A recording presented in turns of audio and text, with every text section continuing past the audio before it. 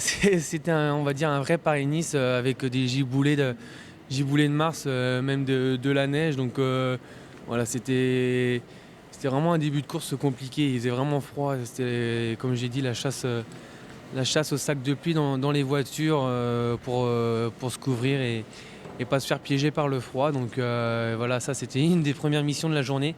Et puis après, il y a eu le vent de travers où il fallait faire attention de ne pas se faire piéger. Donc j'ai été présent. Et puis après, les petits chemins, même si ça ressemble pas à des pavés, je pense qu'il fallait être agile, être placé. Donc c'est le genre d'épreuve que j'aime. Ouais. Justement, vous pouvez nous raconter le sprint, comment ça s'est passé? Vous avez parlé de moi. Ouais, le sprint, voilà, j'aurais voulu être mieux placé, mais je savais que voilà, il y avait un bon petit vent aussi. Et puis que voilà, je pense qu'on était aussi fatigués. Donc je me sentais bien, j'avais de bonnes jambes. Donc je me suis dit, bon, j'ai l'ouverture, 300 mètres, ça faisait un peu loin, mais je me suis dit, s'il faut que je revienne dans les billes, on va dire, pour jouer la gagne, il fallait que je lance de loin parce que j'étais pas forcément placé là où j'aurais voulu être. Et puis surtout que le sprint s'est lancé de bonne heure. Donc voilà, j'ai lancé de très loin et puis j'ai remonté petit à petit. Et puis voilà, j'avais vraiment la force qu'il fallait pour pouvoir aller m'imposer. Ouais. Vous avez un grand sourire, ça change par rapport à l'année dernière à la même époque.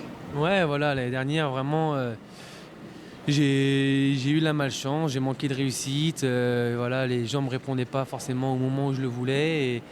Et voilà, même si j'ai progressé, voilà, je le montre que j'ai progressé encore. L'année dernière, j'ai pas eu de résultat, mais j'ai eu de la progression. Et voilà, je suis content. Je m'attendais à ce genre de victoire parce que j'ai vraiment bien bossé. Maintenant, il fallait que ça me sourie et voilà, c'est fait. Vous avez changé quelque chose par rapport à l'année dernière, dans votre approche, dans la manière de bosser cet hiver par exemple? Non, je pense déjà, quand mine de rien, l'année dernière, je m'étais énormément investi. Enfin, je m'investis énormément dans ce que j'aime, dans le vélo. Et voilà, je me donne toujours à 100%, voire 200% dans ce que je fais. Et l'année dernière, ça n'avait pas souri, donc ça n'avait pas marché.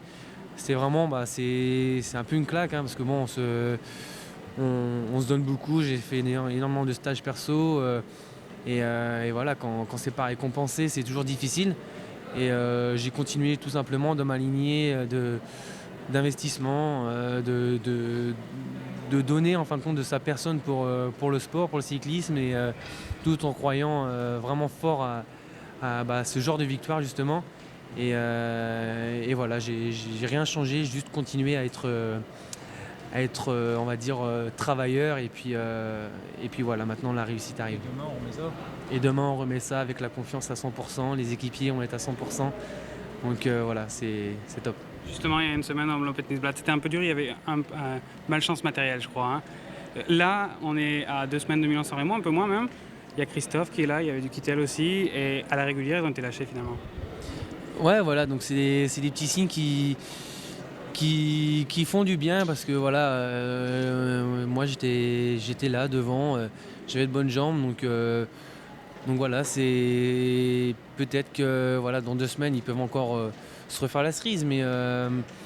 Mais voilà, la semaine dernière, j'étais tombé malade après le Tour méditerranéen. Donc c'est pour ça que je savais que j'allais pas être extraordinaire à l'ouverture en Belgique. Mais je savais que pour Paris-Nice, j'allais être bien. Et déjà au prologue hier, même si c'est pas non plus ma spécialité, ça répondait bien. Et donc voilà, c'est fait.